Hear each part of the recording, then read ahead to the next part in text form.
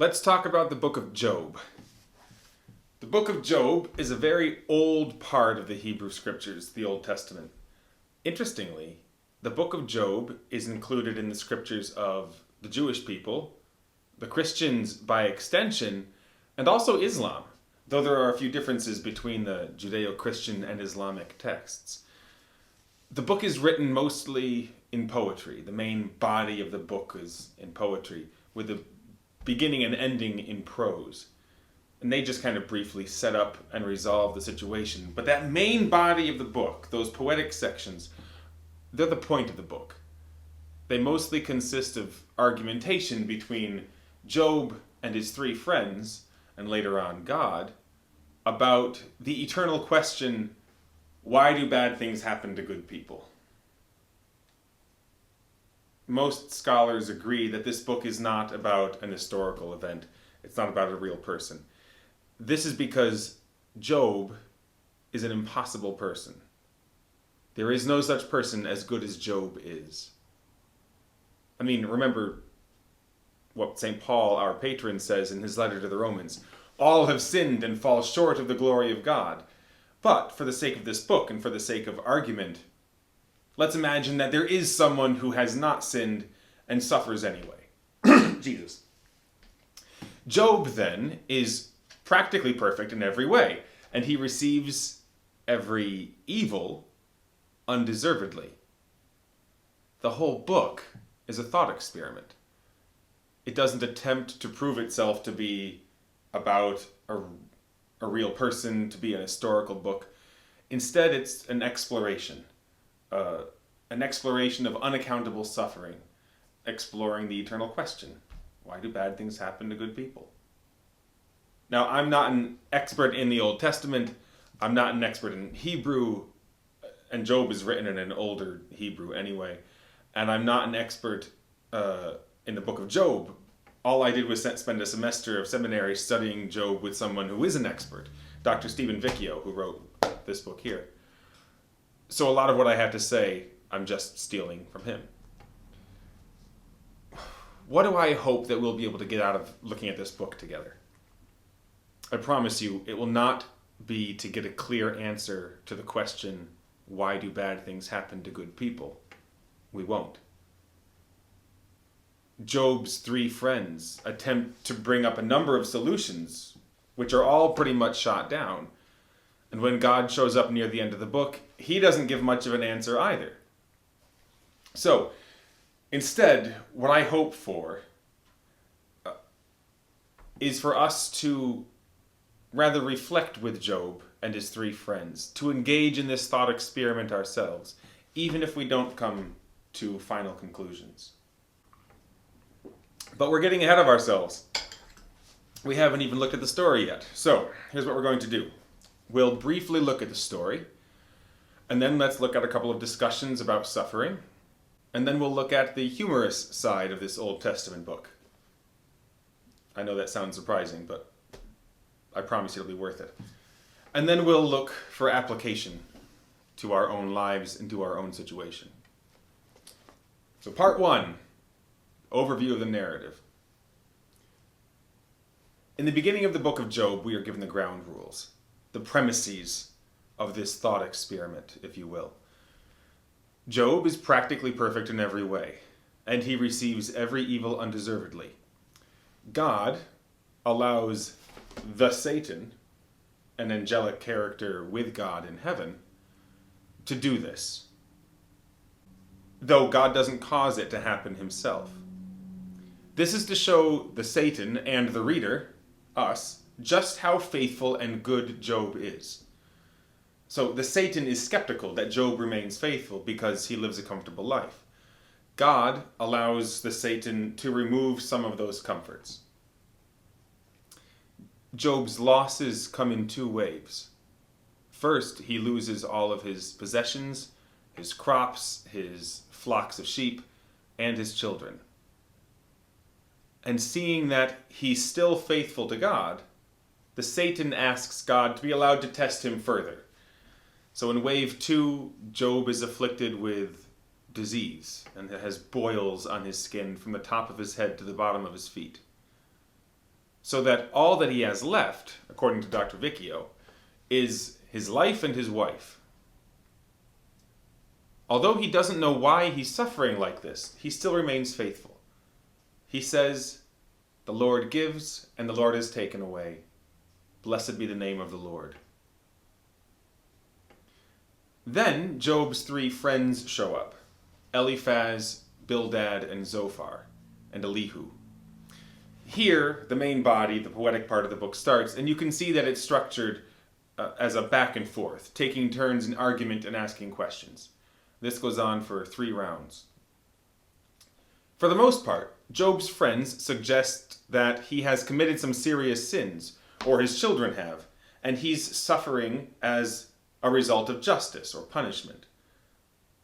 Each time, Job responds vehemently and often angrily that he has done nothing to deserve what is now happening.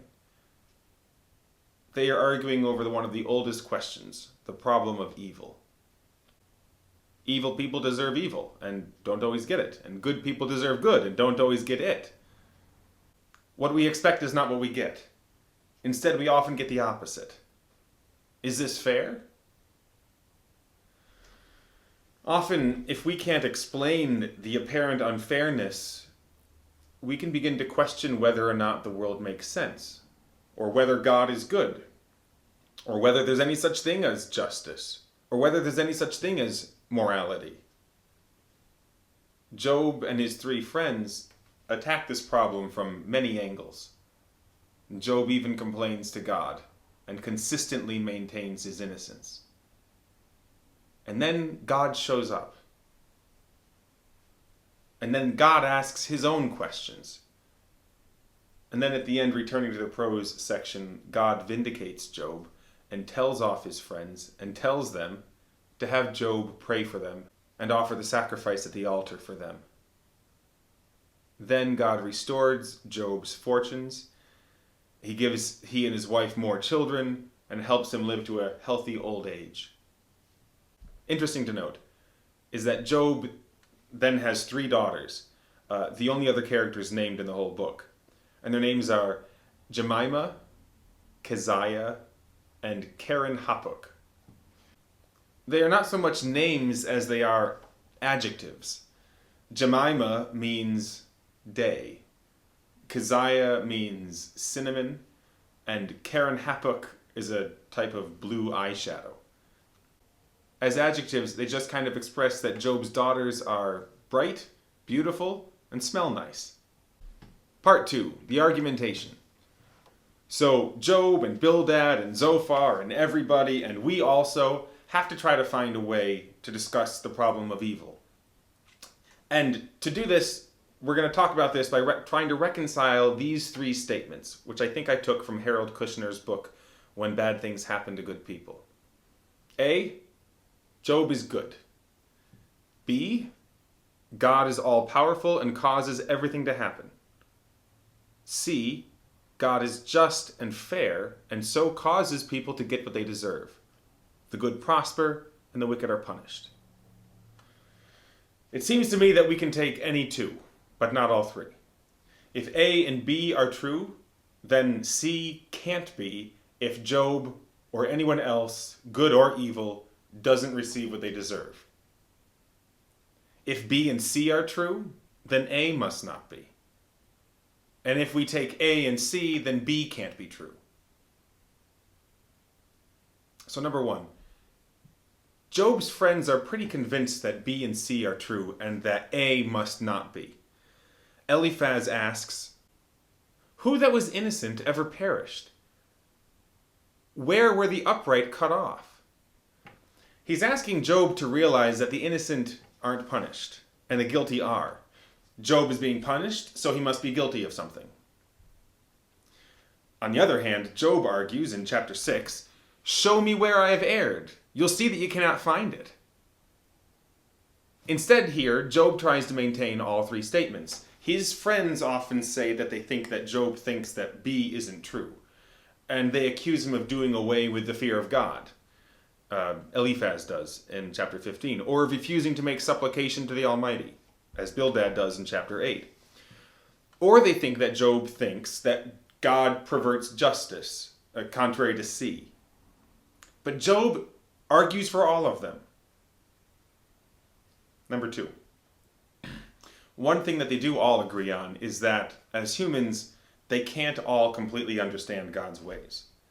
Job says it in chapter 9 and chapter 28. Eliphaz says it in chapter 15. Zophar expresses it in chapter 11. But the impossibility of understanding completely doesn't stop them from discussing it or giving up on it. Because they have confidence that, through the discussion, they will come to know something more. Even if the discussion gets heated, which it does, or even if they find themselves saying things that they later find out not to be true. This is the nature of conversation, especially conversation on so big and important a topic. Number 3. Job calls out multiple times in the book to God for an answer. Like chapter 13, I desire to argue my case with God. And in chapter 31, finally, for the final time, Job calls out God. Let the Almighty answer me. Job files an official complaint against the one whom he believes has done him wrong. And God answers, starting in chapter 38. The storm comes, and from the whirlwind God speaks. But God's words do not respond directly to Job or to anything that he or his friends have said. He's a little bit off topic. But he has responded. He has shown up. He has responded to the subpoena. And this is evidence that he admits that he has allowed all this to happen. But why has he allowed it all to happen? What are his reasons? God gives none. He does not mention the conversation between he and the Satan. But that conversation between he and the Satan is important. Christians know that we call the Holy Spirit the advocate, the paraclete. He's the defense attorney against the accusations of the accuser, which is what the Satan is. This is not Satan as a proper name, but rather as a job description. He is the accuser. He is the district attorney. He has brought this case against God, putting God on the defense. And he's got the advocate, the paraclete, on his side. If God is on the defense, then Job is the witness who must be called, examined, and cross-examined. The Satan has examined and tested Job, and Job has done well, maintaining faithfulness to God, who is on the defense. But he doesn't understand it all. And now God cross-examines him in chapters 38 to 41. Where were you when I laid the foundations of the earth? Who laid its cornerstone? Have you commanded the morning? It all sounds like a trial, and it all sounds sarcastic. But it clarifies the distance between God and man. And in the end, Job is satisfied with having had the communication with God.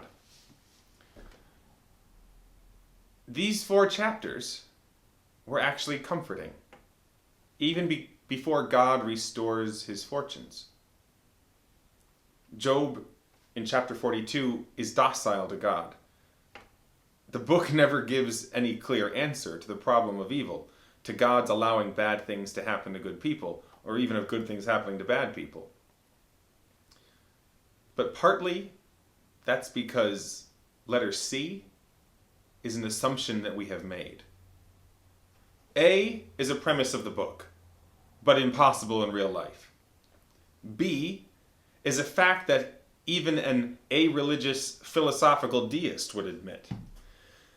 But C is an assumption that we have made, and then even other parts of the Bible, like the Psalms, don't buy into. Here's Psalm 73, acknowledging this paradox, and in some way, owning it. See how the wicked prosper. Their bodies are sound and sleek. They are not stricken like others. Holding on to the paradox is important. And for me, the best way to dig into paradox is to look at the humorous elements that in some way relieve the tension brought on by the discussion of something so serious. Therefore, Part 3, Humor in the Book of Job. Well, this is ironic. Irony, of course, is a combination of opposites. Humor, Book of Job, how do those get combined? Well, to analyze this, we're going to have to do some dissecting of frogs. Are you familiar with the E.B. White quote that I'm referencing there? Analyzing humor is like dissecting a frog. Few people are interested, and the frog dies. So we can analyze it, but the humor dies in the process. It's not funny anymore. So I apologize in advance. Before we get into Job, we need to start by defining our terms. We have 3 terms that need discussing: comedy, tragedy, and irony. The ancient Greek authors and playwrights kept comedy and tragedy strictly separated. In Aristotle's analysis, in his Poetics, he believes that there's not much difference between tragedy and comedy, except the circumstances. In tragedy, the stakes are high. In comedy, the stakes are low. In tragedy, the circumstances are serious. In comedy, the circumstances are not serious. In tragedy, the protagonist is the hero, however flawed. In comedy, the protagonist is still flawed, but is more of a ridiculous or laughable person. When heroes make mistakes, there are tragic consequences. Think of Achilles or Odysseus. When the protagonist of a comedy makes a mistake, the consequences are humorous, hilarious. Tragedy can be painful. Comedy is not painful. In comedy, there's no pathos. Tragedy can be life and death. In comedy, there are no serious long-term consequences. So for Aristotle to say that there is not much difference between tragedy and comedy, except the circumstances, is to say that comedy is just low-stakes tragedy. Now that's the Greek approach, but the Jewish approach is different. In the Jewish approach, stakes can be high and things still be funny. Mel Brooks put it like this: if I get a paper cut, it's a tragedy. There's blood, I'm in pain, it's a tragedy. You fall in an open manhole and die, that's comedy. If the character is fictional, it's funny. If it's not me, it's funny. And if the guy fell in the manhole as he was celebrating a new lease on life, then it's ironic and it's more funny. We want to laugh at low-stakes tragedies, the Greek definition of comedy. We also want to laugh at contradictions, the coming together of opposites, like a very big man nicknamed Tiny. This is irony, which is a common tool of Jewish humor. Take a look at the strip from Calvin and Hobbes.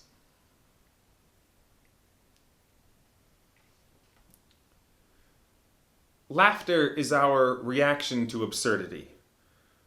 When we see a couple of apparently contradictory ideas together, we laugh at them. This is irony.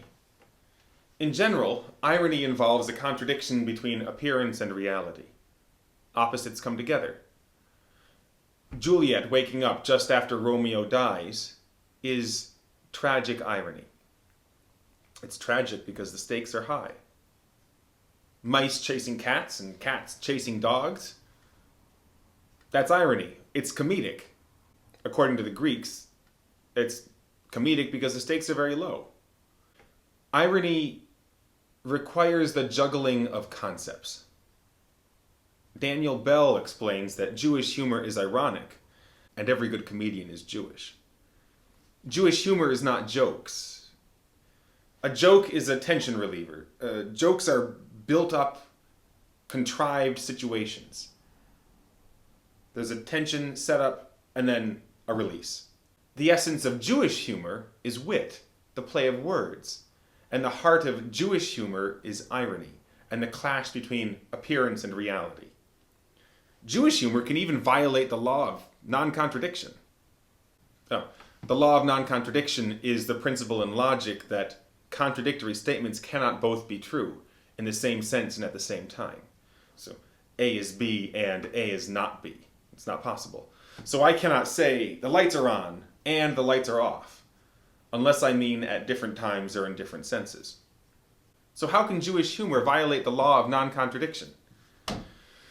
Peter Kraft relays this story. A rabbi held court, hearing complaints brought to him. One case was between two women. The first woman relayed her story, and the rabbi, persuaded by her tears, said to her, "You are right." Her opponent protested and said, "Wait, you have not heard me." So she told her side, and he listened, and again persuaded, said to her, "You are right." Then the rabbi's wife chimed in, perplexed. How can they both be right? And the rabbi turned to his wife and said, "You are right too." This is funny. Jewish comedy finds particular humor in the real human situation, not in contrived jokes. And that humor is largely irony. Another typically Jewish style of humor is question and answer humor. And this is because it's, in a way, derived culturally, because it's how the rabbis teach. The rabbis teach not by giving answers, but by asking questions. Again, Peter Kraft. Why does a Jew always answer a question with another question? Why shouldn't a Jew answer a question with another question? Rabbinical schools teach through questioning and argumentation. Understanding is achieved through a process of questioning and argumentation. Like Jacob wrestling with the angel of God, we also must fight and wrestle with God, argue with him. This is how the book of Job is structured. Jesus and Socrates too, both taught with questions all the time. And in Peter Kraft's assessment, they are the two best teachers in all of history. Which is not surprising because Peter Kraft is a Christian philosopher, and so of course he's going to like both Christ and the father of Western philosophy. Observational, ironic Jewish humor is typified by shows like Seinfeld. There are tons of ironic situations in Seinfeld. Seinfeld is a show about unfortunate things happening to unlikable people, who even still may not deserve it. It evokes in us a particular type of enjoyment called Schadenfreude. Schadenfreude, the enjoyment that we get from another person's suffering. See, if any of the things that happened on Seinfeld happened in real life, they would all be tragedies. If any of the things that happened on Seinfeld happened to likable people, they would all be tragedies. Now, the classic text for humor in the Hebrew scriptures is the book of the prophet Jonah. Jonah is an unlikable character to whom unfortunate things happen. And they all happen by the hand of God. God causes Jonah's suffering in this case. So at the beginning of the book, Jonah tries to run away from God. And God sends a big fish to swallow him up and throw him back on the shore where he started. Jonah complains about the heat, and God gives him a tree for shade, and then sends a worm to eat it, leaving Jonah in the heat again. Jonah wishes the whole of Nineveh to be destroyed. It's the capital of Israel's enemy. And God changes all their hearts and saves them all, which bothers Jonah. And to further stick it to Jonah, not only do all the Ninevites sit in penitence in dust and ashes from the king on down, but so do all their cows. Their cows are more pious and more penitent than Jonah. Okay, so the book of Jonah may be clearly comedic, but how can we say that the book of Job has any humor in it? All right, well, let's take a look. Is Job a ridiculous or laughable person, the normal protagonist of a Greek comedy, according to Aristotle? No. In fact, he's the hero. So there's no comedy there. Is Job a goody two-shoes? If Job is a goody two-shoes, we may take some pleasure in Job's suffering, some Schadenfreude. Remember Wisdom chapter 2. The wicked say to themselves, "Let us beset the just one, because he is obnoxious to us." See, the wicked enjoy torturing the good, because they hate his ways. Now, Job has been rather straightforward in his piety, but he has not been presented as a holy roller. He sacrifices and prays each morning on behalf of his children, just in case they have done something offensive to God. He has done well. Job has done well, but he has not been like the publican in Jesus' parable. "Oh Lord, I thank you that I am not like some other people." He's not a goody two-shoes. And in fact, his piety is his greatest virtue. And it's his piety that is called into question by his friends. So there's no comedy there either. If we try to evaluate this Jewish piece of literature from Aristotle's Greek comedy tragedy dichotomy, we will fail. Because the stakes are high, and Job is a good man, and so according to the Greeks, it must be a tragedy, with some comedy thrown in.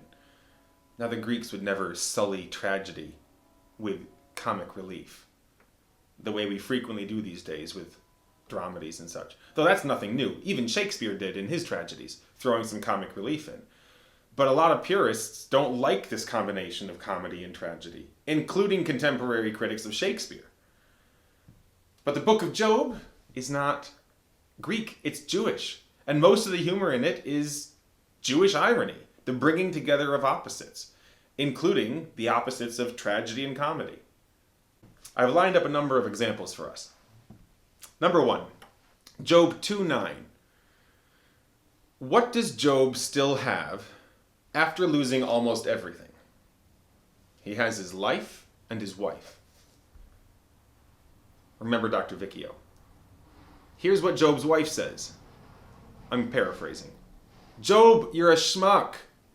Curse God and die. Curse God, and he'll kill you for cursing him, and then all this suffering will be over with." So much for richer or poorer, sickness and health. She is ready to give up on letter C, that God is fair. Her solution is suicide by God. Job isn't willing to go there. He still holds on to believing all three, A, B, and C. In our day, maybe Job's wife would be an advocate of suicide, or assisted suicide, or euthanasia. Well, your life isn't worth living, so perhaps we should just end it.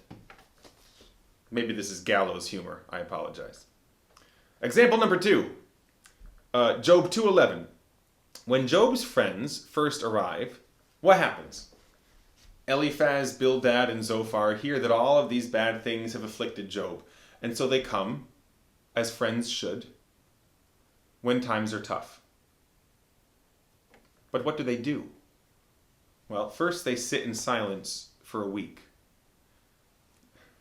7 days of silence. Is this an awkward long pause? Does nobody know what to say? I don't know. It is an absurdly long pause. But after all that silence and reflection, pondering the situation, when they begin to speak, I'm going to paraphrase what is said next, down to its essence. Job breaks the silence, and then Eliphaz responds. Job, I wish I had never been born. Eliphaz, what did you do that God hates you so much? This is funny. This is not what a friend should say. This is not helpful. This is not spiritual direction. This is not comforting. But how often do we do the same thing? Good things happen to me, and I say, I'm blessed. I see bad things happen to somebody else, and I say, I'm blessed. God didn't let that happen to me. Or, oh God, I thank you that I'm not like some other people. Eliphaz is more than willing to flex his moral superiority over his friend Job, whom he has always known is a good guy. God didn't do this to me, but he did it to you, Job. B and C are true. Therefore, A must not be. Job must not be good. What is ironic is that those who were supposed to be comforting Job, his wife, his friends, have contributed to his suffering. And it's clear that neither God nor the Satan are responsible for this suffering, the suffering inflicted by his loved ones. Job has the worst friends. They are miserable comforters. And Job calls them that to their faces in chapter 16, verse 2. You miserable comforters. Another combination of opposites. Okay, example number 3. This brings me to my third point. These poetic sections are generally serious point-counterpoint discussions of the issue. Why do bad things happen to good people? But Job and his friends do take the time to throw a significant number of insults back and forth. And here are just a few examples. Chapter 8. Bildad calls Job a long-winded blowhard. You keep talking, and all that comes out of your mouth is a great wind. Chapter 11. Zophar tells Job he's babbling nonsense. Chapter 18. Bildad says, in not so many words, are you calling me a cow? Why do you think we're stupid? And this brings me to my favorite one, number 4. Chapters 11 and 12. In this back and forth, Zophar has been talking with Job about wisdom and about how Job doesn't have it and how he wishes that God would give him some so that he would have the understanding to see the error of his ways. Job responds, no doubt wisdom will die with you. I love this line because it drips with sarcasm. You are so wise, Zophar. When you die, there will be no one left so wise as you, Zophar. Sarcasm is irony. It is saying one thing and meaning the opposite. It is opposites brought together. But sarcasm is irony spoken harshly and directly. James Geary calls sarcasm wit produced as a weapon. The Jewish scholar Harold Kushner, in his chapter on Job in his book, When Bad Things Happen to Good People, ends his discussion of Job with this. God can be on our side when bad things happen to us. He can know that we are good and honest people who deserve better. Our question will not be Job's question. God, why are you doing this to me? But rather, God, see what is happening to me. Can you help me? The Bible, after all, repeatedly speaks of God as the special protector of the poor, the widow, and the orphan, without raising the question of how it happened that they became poor, widowed, or orphaned in the first place. We can be angry at what has happened to us without feeling that we are angry at God. More than that, we can recognize our anger at life's unfairness, our instinctive compassion at seeing people suffer, as coming from God who teaches us to be angry at injustice and to feel compassion for the afflicted.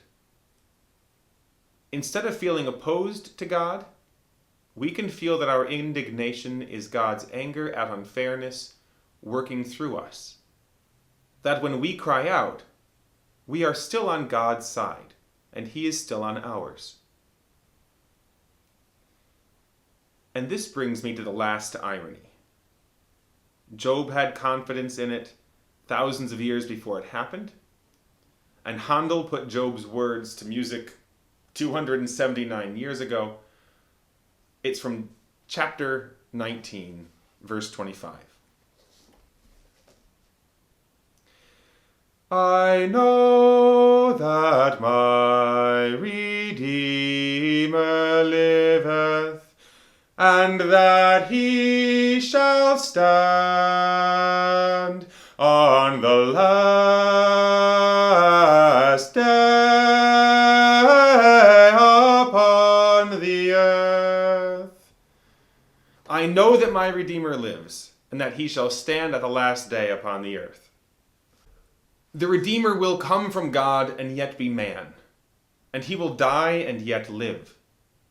He will use death as the weapon against death, and all the suffering that touches Job touches him, and yet he lives. In the words of Peter Kraft, once again, he will do the devil in with his own judo.